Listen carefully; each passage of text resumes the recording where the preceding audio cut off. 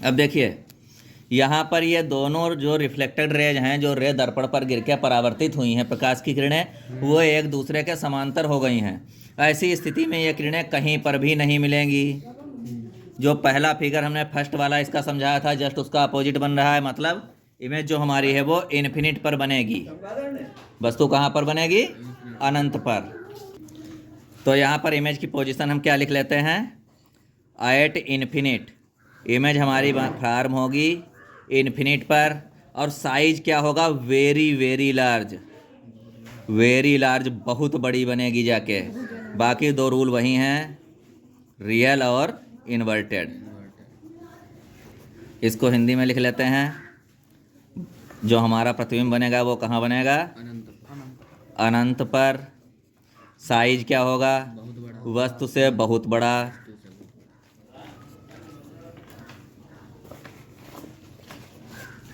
और कैसा होगा? वास्तविक और उल्टा। अब अगली पोजीशन बहुत ध्यान से समझना। यही एक पोजीशन है जो यहाँ पर वर्चुअल बनती है आके, जिसमें इमेज। छठी पोजीशन, जब वस्तु मुख्य फोकस तथा ध्रुव, ध्रुव को दर्पण भी लिख सकते हैं, ध्रुव के बीच है। When object is placed between C and P, P हो गया पोल, ठीक। पोल के बीच में है, तो इस पोजीशन को ध्यान से देखें। ये हमारा मिरर हो गया। जो मिरर जितना कम झुका हुआ होगा उसकी फोकल लेंथ उतनी ज़्यादा होगी, क्योंकि उसका जो गोला हम बनाएंगे वो उतना ही बड़ा बनेगा जाके। यहाँ पर प्रिंसिपल एक्सिस हमने खींच ली। ये इसका यहाँ पे एफ हो गया, ये सी हो गया, ठीक। ये यहाँ पर पी है। अब ऑब्जेक्ट हमारा यहाँ पर रखा है, पी और एफ के बीच में। तो यहाँ जो रे सी से जाएगी वो वापस कहीं नहीं लौटेगी, अपने ही पाथ पे वापस लौट जाएगी। और जो एफ से जाएगी, ऑब्जेक्ट को थोड़ा इधर बढ़ाना चाहिए था, ये यहाँ पे बना ले रहे हैं। यहाँ पे एफ से जाएगी, वो भी यहाँ देखो अब इधर डिस्टेंस बढ़ती जा रही है। कम करने के लिए आगे बढ़ाएंगे तो ये आगे मिलेगी आके यहाँ पर। तो यहाँ पर मिल नहीं रही है, मिलती हुई प्रतीत हो रही है, सीम्स टू बी इंटरसेक्टिंग। तो यहाँ पर जो हमारी इमेज बनेगी वो कैसी बनेगी? सीधी। और ये डैश डैश में लाइन खींच दी हमने वर्चुअल के लिए। ए डैश बी डैश, यहाँ पर हमारी ऑब्जेक्ट था ए बी, तो इसकी पोजीशन क्या लिखेंगे हम? Behind the mirror. और दूसरी चीज़ क्या हो जाएगी? लार्जर देन ऑब्जेक्ट, ये भी बड़ी होगी। और कैसी होगी? ये वर्चुअल होगी। अभी तक सारी रियल बनी थी, ये बनेगी वर्चुअल और सीधी बनेगी इरेक्टेड। ये इसकी पोजीशन हो गई। हिंदी में लिखेंगे, क्या लिखेंगे? दर्पण के पीछे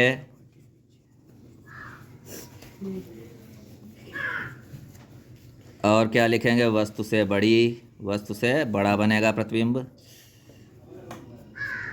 आभासी बनेगा और साथ ही सीधा बनेगा। ये इसकी स्थितियाँ आ गई हैं। इस तरीके से आज आपके अवतल दर्पण से जो प्रतिबिंब बनते हैं उसकी 6 पोजीशनें होती हैं, 6 पोजीशनें कंप्लीट हो गई हैं। अब इसके बाद बात करते हैं उत्तल दर्पण की, ठीक। उत्तल दर्पण में केवल 2 ही स्थितियां हैं, ये आप लोगों के लिए थोड़ी अच्छी बात है। एक स्थिति या तो वस्तु इन्फिनिट पे होगी या दर्पण के सामने होगी। 2 स्थितियां क्यों हैं? क्योंकि इसका जो मेन फोकस और सेंटर ऑफ कर्वेचर है वो दूसरी साइड में होता है, अंदर की ओर। अब कोई भी ऑब्जेक्ट को हम लेंस दर्पण तोड़ के उसके दूसरी साइड में थोड़ा घुसेड़ के रखेंगे तो सामने, तो इसकी 2 पोजीशन हो जाएंगी। तो यहाँ पर हेडिंग डालते हैं इमेज फॉर्मेशन बाई या इन कॉन्वेक्स मिरर। हिंदी में लिखेंगे उत्तल दर्पण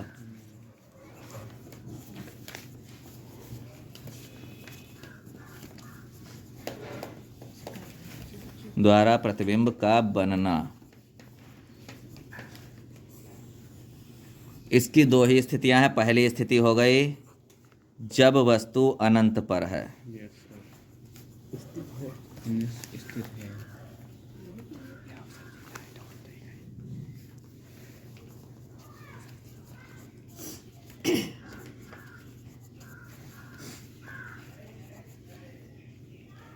When object is placed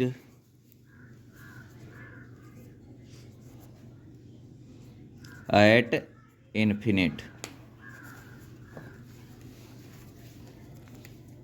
पकड़े हैं ऐसे आके दिखा ऐसा हो दिखा। चुप रहो। अब जब वस्तु हमारी इन्फिनिट पर रखी है, देखिए अब यहाँ पर हम बनाएंगे एक कॉन्वेक्स मिरर या अवतल दर्पण। सॉरी, इस पे इधर पेंट होगा, ठीक है। इस पे उठी हुई हिस्से पे फोटो दिखाई पड़ती है। ये इसकी प्रिंसिपल एक्सिस ड्रा कर ली। अब देखिए अगर इसका हम स्फीयर या गोला पूरा करें तो इस साइड में बनेगा, तो इसका सेंटर ऑफ कर्वेचर इधर आएगा। इसी तरीके से प्रिंसिपल फोकस भी इधर होगा। तो अगर हमारा ये ऑब्जेक्ट इन्फिनिट पर रखा हुआ है तो एक रे जो पैरेलल जाएगी हमारी प्रिंसिपल एक्सिस के पैरेलल, जो लाइन जाती है ये हमने बताया था एफ से लौटती है या आप से लौटती हुई लगती है। तो यहाँ पर ये एफ से लौटती हुई लगेगी, ये वापस कहाँ जाएगी, ऊपर की ओर चली जाएगी, ठीक। दूसरी इसी तरीके से नीचे से हम बनाते हैं, ये इधर से जाएगी, ये भी इधर जाती हुई लगेगी और वापस को लौट जाएगी, ठीक। इसकी पोजीशन देखो कहाँ पर आ रही, बुक में देख लो एक मिनट। इसकी भी वही मेन फोकस में, ये भी तो पॉइंट साइज आ रही है। चलो अब देख लें इसकी पोजीशन, यहाँ पर हम लिख लेंगे। अब देखिए ये दोनों लाइन हमारी इंटरसेक्ट कर रही हैं एफ पर इंटरसेक्ट कर रही हैं। साइज बहुत छोटा सा बन रहा है, तो यहाँ पर क्या हो जाएगा, अब ये यहाँ पर मिरर के दूसरी साइड में है, राइट साइड में बन रही है, तो कैसी होगी, रियल होगी और इरेक्टेड होगी। दो रूल सब में रहेंगे। कैसी बनेगी, वर्चुअल होगी। ये वर्चुअल होती है क्योंकि ये मिरर या दर्पण के पीछे बन रही है। और सीधी बनती है रियल इरेक्टेड। ये भी पॉइंट साइज है, हाईली डिमिनिश्ड है, बहुत छोटी है, पॉइंट साइज है।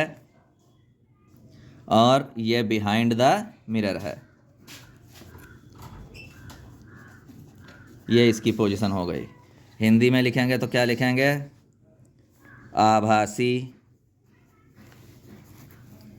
सीधा अत्यंत सूक्ष्म या बिंदु रूप, अत्यंत सूक्ष्म और दर्पण के पीछे। अब दूसरी पोजीशन आ जाती है जब वस्तु अनंत तथा दर्पण के मध्य है।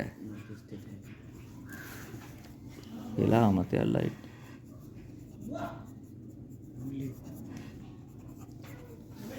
When object is placed between infinite and pole, या दर्पण कह दो, एंड पोल कह दो या मिरर कह दो, दोनों बातें एक हैं, क्योंकि पोल से मिरर की डिस्टेंस को हम नेग्लिजिबल मानते हैं। पोल होता मिरर पर ही है, ठीक। अब इस पोजीशन को देखते हैं। ये हमने बना लिया एक अवतल दर्पण, convex mirror, principal axis draw कर ली, एफ बना दिया, सी बना दिया। अब वस्तु अगर सामने है, यहाँ पर ये ज़्यादा बड़ी कर दी, छोटी रखते हैं थोड़ी, तो यहाँ पर एक रे जो पैरेलल जाती है प्रिंसिपल एक्सिस के समांतर जाने वाली किरण कहाँ से लौटेगी, ये एफ से होती हुई लगेगी जाती हुई, और जाएगी वापस कहाँ पे, ऊपर को। इसी तरीके से दूसरी रे जो सी से होती हुई जाएगी या जाती लगेगी, ये वापस अपने पाथ पे आ जाएगी। दोनों कहाँ पे कट कर रही हैं, आपको यहाँ पे कट कर रही हैं। इसकी पोजीशन देख लें एक मिनट। तो इसकी पोजीशन देखो, ये यहाँ पर काट रही हैं दोनों रे, तो ये कहाँ बन जाएगा, बिटवीन एफ एंड पी। तो यहाँ पर पोजीशन हो जाएगी बिटवीन एफ एंड पी।